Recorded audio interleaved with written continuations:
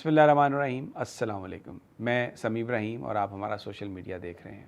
لاہور میں انسداد دہشت گردی کی عدالت نے سزائیں سنا دی ہیں۔ پی ٹی آئی قائدین کو، شاہ محمود کو بری کر دیا اور باقی سارے ان کو سزائیں سنا دی گئی ہیں۔ اعجاز چودھری، میاں محمود الرشید، یاسمین راشد صاحبہ، عالیہ حمزہ، صنم جاوید، عمر سرفراز چیمہ، کسی کو 10 سال، کسی کو 5 سال۔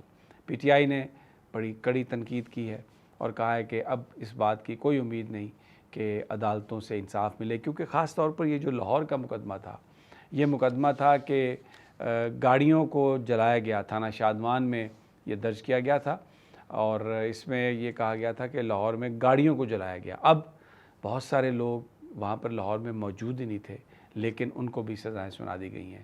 پھر سپریم کورٹ کے فیصلے ہیں، رولنگز ہیں کہ ایک جرم میں آپ ایک دفعہ ہی سزا سنا سکتے ہیں، 2 دفعہ نہیں۔ یہ سرگودا کی عدالت نے فیصلہ دیا، اس میں سزائیں سنائیں، فیصل آباد کی عدالت نے سزائیں سنائیں، اب لاہور کی عدالت۔ تو ایک ہی الزام ہے، ایک ہی جرم ہے اور اس پر مختلف عدالتیں جو ہیں سزائیں سنا رہی ہیں۔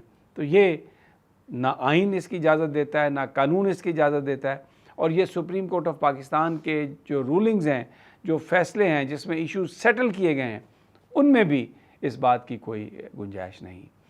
دوسری جانب پی ٹی آئی جو ہے اپنا بھرپور وہ احتجاج رجسٹر 14 اگست کو کرے گی۔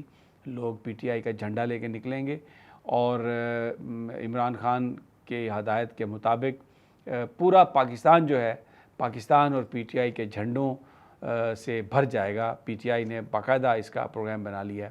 کریک ڈاؤن ہو رہے ہیں، آج اسلام آباد میں بھی اسٹوڈنٹس کی ایک ہاسٹل پر کریک ڈاؤن ہوا، وہاں پر اجلاس ان کا یا میٹنگ تھی یا وہ اکٹھے تھے، پکڑے، وہاں پر ان کو لاٹھی چارج کیا، مارا پیٹا گیا، بہت ساری گرفتاریاں کی گئیں۔ اسی طرح دوسرے کئی علاقوں سے گرفتاریوں کی اطلاع ہے، کریک ڈاؤن کی اطلاع ہے، لیکن بظاہر ایسا لگتا ہے کہ پی ٹی آئی ورکرز میں اب خوف اس حد تک نہیں ہے۔ ایک اور جو امپورٹنٹ ڈیولپمنٹ ہے، آج علی امین گنڈا پور نے درخواست دی ہے کورٹ میں کہ عمران خان صاحب کا طبی معائنہ شوکت خانم میں ہو، ان کے معالجین کریں۔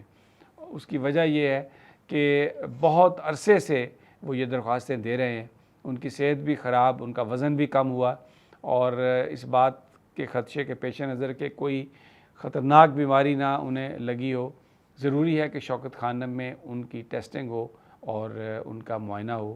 اس کے لیے علی امین گنڈا پور صاحب نے آج عدالت میں درخواست دی ہے۔ اب لیٹس سی کہ اس کا کیا نتیجہ نکلتا ہے۔ باقی کل عمران خان صاحب کی سپریم کورٹ میں سماعت ہے، یحییٰ افریدی صاحب کی سربراہی میں بینچ کرے گا۔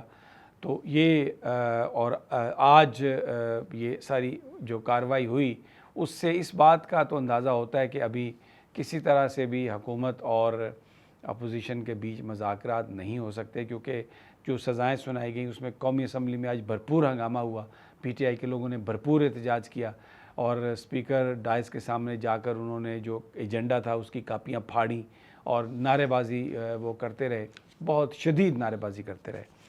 دوسری خبر اسلام آباد سے یہ آ رہی ہے کہ آج اسلام آباد میں مختلف جگہوں پر لوگ اکٹھے ہو گئے اور جو مساجد خاص طور پر حکومت نے کہا تھا کہ گرائی جائیں گی، اس کے حوالے سے بڑا بھرپور احتجاج۔ علماء کے ایک وفد نے گورنمنٹ سے بات کی اور یہ بتایا جا رہا ہے کہ شاید حکومت اور علماء کے مابین ایک معاہدہ طے پا گیا، جس میں جو مسجد شہید کی گئی ہے اس کی تعمیر کی جائے گی، گورنمنٹ خود اس کی تعمیر کرے گی، اور باقی جو مساجد ہیں ان کے حوالے سے حکومت نے کہا ہے کہ وہ جو ان کو گرانے کا فیصلہ تھا اس کو واپس لے لیا گیا ہے۔ اسی طرح گجرانوالہ میں بھی مسجد کو گرانے کے لیے بلڈوزر جو میونسپل کارپوریشن ہے اس کے وہ پہنچ گئے۔ ایک بات سمجھ سے بالاتر ہے کہ اچانک یہ کیوں یہ معاملہ ایسے ہوا کہ ہر جگہ پر بلڈوزر پہنچ گئے اور مساجد کو گرانے کا عمل انہوں نے شروع کر دیا۔ اگر غیر قانونی تجاوزات کے حوالے سے بات ہو رہی ہے تو ایک بڑی عجیب بات ہے، اسلام آباد کی جو سب سے بڑی مسجد ہے فیصل مسجد، جو برادر ملک سعودی عرب کے پیسوں سے بنائی گئی ہے، وہ بھی ایک نیشنل پارک میں ہے۔ اب قانون یہ کہتا ہے کہ نیشنل پارک میں کچھ بھی نہیں تعمیر کیا جا سکتا، مسجد بھی تعمیر نہیں کی جا سکتی۔ تو اگر یہ اصول اپلائی کیا جا رہا ہے کہ تمام وہ مساجد جو ایسی جگہ پر بنا دی گئی ہیں جو مسجد کے لیے مخصوص نہیں تھا اور ان کی پراپر اجازت نہیں تھی تو پھر فیصل مسجد کے حوالے سے کیا ہوگا؟ تو یہ، اور پھر اس مسجد کے احاطے میں ضیاء الحق صاحب بھی، ان کی بھی قبر ہے، تو اس کا کیا بنے گا؟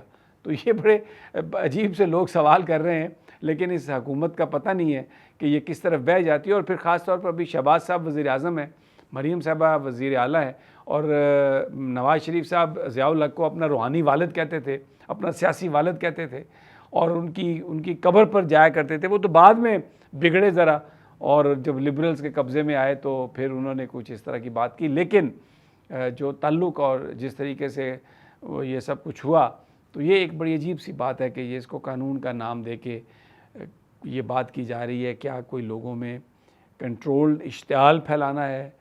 کچھ سمجھ میں نہیں آ رہی کہ یہ کیا وجہ ہے۔ بہرحال اچھی بات یہ ہے کہ ایک ایگریمنٹ علماء اور ایڈمنسٹریشن کے بیچ جو بتایا جا رہا ہے کہ وہ ہو گیا۔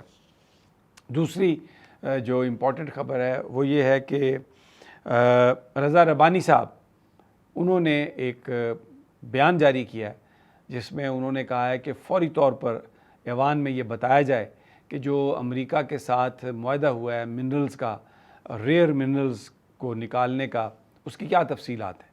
اور یہ بڑا افسوسناک دن تھا جب ہمیں امریکہ سے پتہ چلا کہ انہوں نے ایک ایگریمنٹ کر لیا اور وہ اب کسی کمپنی کی تلاش کر رہے ہیں۔ تو انہوں نے ساتھ یہ بھی مطالبہ کیا ہے کہ سی سی آئی کی جو میٹنگ ہے وہ بلائی جائے، کونسل آف کامن انٹرسٹ کی۔ تو ایک ڈیفینیٹلی اگر رضا ربانی صاحب یہ کہہ رہے ہیں تو اس میں بلاول بھٹو اور آصف زرداری کی اشیر بات تو ہوگی، اس کے بغیر تو یہ نہیں کر سکتے۔ تو پھر ایک جو پولیٹیکل کرائسس ہے گورنمنٹ میں، حکمران اتحاد میں، وہ ہمیں کچھ پیدا ہوتا ہوا نظر آ رہا ہے۔ اور دوسری جو بات ہے وہ ایک شہباز شریف اور نواز شریف اور مریم نواز کا جو آپس میں ریلیشن ہے، اس کے حوالے سے ہے کہ نواز شریف صاحب خفا سے ہیں، کچھ ہلتے نظر آ رہے ہیں۔ ابھی پوری طرح بولے نہ تو شروع نہیں کیا انہوں نے، لیکن وہ ہل رہے ہیں، کیونکہ وہ کہتے ہیں کہ میری سیاست بھی ڈوب دی، میری پارٹی بھی ڈوب دی، عوام میں میری پذیرائی بھی ڈبو دی گئی، اور میں زیرو ہو کے رہ گیا ہوں۔